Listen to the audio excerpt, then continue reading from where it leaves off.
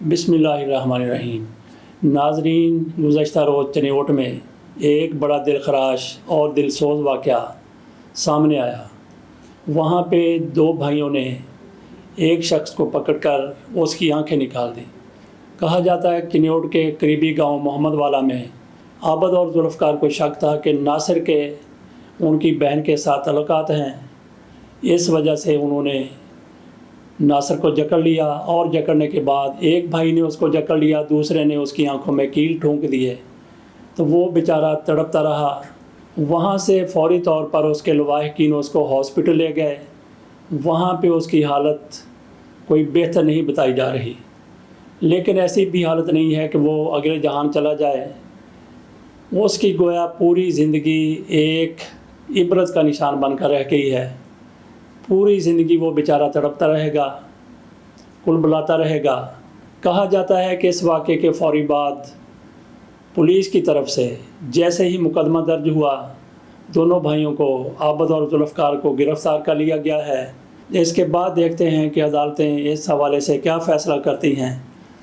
آگے چلنے سے پہلے مجھے یہاں پہ ایک واقعہ یاد آ رہا ہے۔ یہاں ہنجروال کی بات ہے۔ ہمارے ایک دوست تھے ملک مبارک ہو کر، وہ بتا رہے تھے کہ جب وہ جوان تھے ان کا بڑا بھائی اس نے FA پاس کیا تھا تو برادری کے کچھ لوگوں کو اس کا بڑا دکھ ہوا۔ ان کی طرف سے اس کو اچھے طریقے سے نہیں لیا گیا اور شریکے کی طرف سے ایک نے میرے بھائی کو قتل کروا دیا۔ ملک مبارک کہتے ہیں کہ انہوں نے ایک بندے کی خدمات حاصل کی، اسے پیسے دیے، جس کو پیسے دیے گئے تھے اس نے میرے بھائی پر راہ چلتے ٹریکٹر چڑھا دیا۔ غصہ صرف یہ تھا کہ میرا بھائی FA کر گیا تھا اور شریک برادری کو یہ معاملہ تھا کہ یہ پڑھ کیوں گیا ہے، یہ لوگ ہم سے آگے نکل جائیں گے۔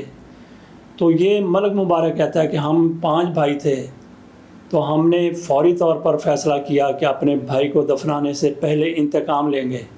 ہم میں سے ایک پھانسی بھی لگ جائے تو کوئی بڑی بات نہیں ہے۔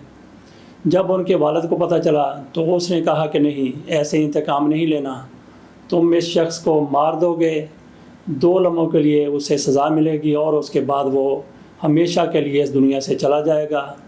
تو اس نے ایک نیا طریقہ سوچا۔ جس بندے نے میرے بھائی پر ٹریکٹر چڑھایا تھا اسی کی خدمات حاصل کی گئی، اس کو اسے ڈبل قیمت دی گئی۔ اس نے اس شخص کو جس نے میرے بھائی پر ٹریکٹر چڑھوایا تھا، قتل کروایا تھا، اس کو بلایا جہاں پہ میرا والد چاہتا تھا۔ وہاں پہ اسی شخص نے اس کے بازو پکڑ لیے اور ہم میں سے ایک بھائی نے اس بندے کی آنکھیں نکال دیں۔ تو میرے باپ نے یہ کہا کہ اب یہ پوری زندگی تڑپتا رہے گا، سسکتا رہے گا، بلکتا رہے گا۔ اگر تم لوگ اس کو اس وقت قتل کر دیتے تو 1-2 منٹ کی تکلیف کے بعد وہ ہمیشہ کے لیے پرسکون ہو جاتا، لیکن اب وہ پوری زندگی تڑپ کر مرے گا۔ یہ ملک مبارک کے والد کی طرف سے انتقام لیا گیا اپنے بیٹے کی موت کا۔ ساتھ اس کے باپ نے یہ بتایا کہ یہ جو تم نے کام کیا ہے، یہ جو جرم کیا ہے، اس کی زیادہ سے زیادہ سزا 7 سال ہے۔ 7 سال بھگت کے تم بھائیوں میں سے کوئی بھی ایک اپنے گھر واپس آ جائے گا اور یہ شخص تڑپتا رہے گا جس کی آنکھیں نکالی گئی ہیں۔ اسی طریقے سے آ جاتے ہیں اب چنیوٹ والے واقعے کی طرف۔ اس میں زیادہ سے زیادہ کیا ہوگا، عابد اور ذوالفقار کو، ان میں سے دونوں بھائیوں میں سے کوئی ایک اپنا جرم قبول کر لے گا۔ عدالت کے سامنے جب جرم قبول کر لیا جاتا ہے تو زیادہ سے زیادہ کتنی سزا ہوگی، 7 سال۔ اور وہ بندہ ناصر وہ پوری زندگی تڑپتا رہے گا۔ ان دونوں بھائیوں کی طرف سے یہ بھی ہو سکتا تھا کہ یہ ناصر کو قتل کر دیتے اور دونوں کے دونوں پھانسی چڑھ جاتے، یا دونوں میں سے ایک پھانسی چڑھ جاتا، اپنی بہن کو قتل کر دیتے۔ غیرت کا معاملہ تھا تب بھی یہ پھانسی چڑھ جاتے۔ اب انہوں نے اپنی بہن کو چھوڑ دیا ہے۔ اس حوالے سے بھی ہمیں ایک چھوٹا سا واقعہ یاد آتا ہے۔ ایک نوجوان نے دوسرے نوجوان کو صرف اس لیے قتل کر دیا کہ اس نے اس کی بہن پر آوازیں کسے تھے، اس کے ساتھ تعلقات قائم کرنے کی کوشش کی تھی۔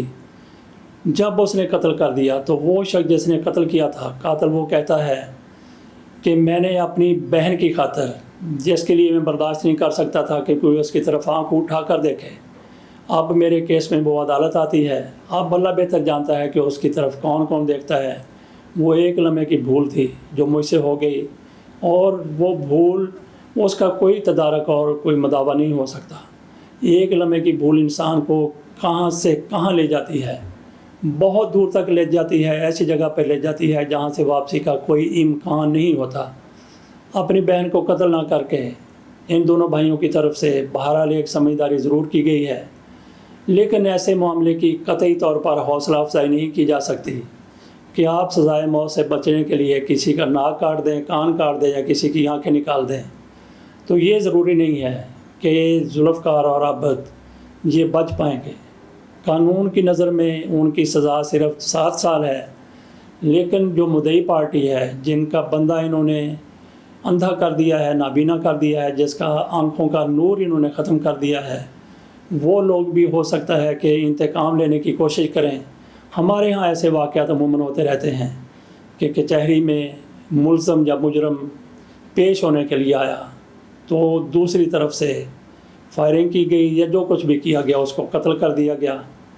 ناظرین، یہ ایک واقعہ تھا جو مینوان ہم نے آپ کے سامنے رکھ دیا، لیکن قطعی طور پہ ایک بار پھر میں کہتا ہوں کہ ایسے معاملات کی حوصلہ افزائی نہیں کی جا سکتی۔ یہ واقعی ایک اندوہناک قسم کا واقعہ ہے، دل خراش واقعہ ہے، دل سوز واقعہ ہے۔ حکومت کی طرف سے بار بار اعلان کیا گیا ہے، مقامی انتظامیہ بھی کہتی ہے کہ مجرموں کو سزا سے ہم کنار کر کے رہیں گے، وزیر بزدار کی طرف سے بھی اس پر شدید ایکشن لیا گیا ہے، لیکن حکومت کی طرف سے جو بھی ایکشن لیا جائے، زیادہ سے زیادہ کتنی سزا ہوگی؟ 7 سال۔ 7 سال سے کم بھی ہو سکتی ہے، جرمانہ بھی ہو سکتا ہے۔ اس کے ساتھ اجازت دیجیے، اللہ حافظ۔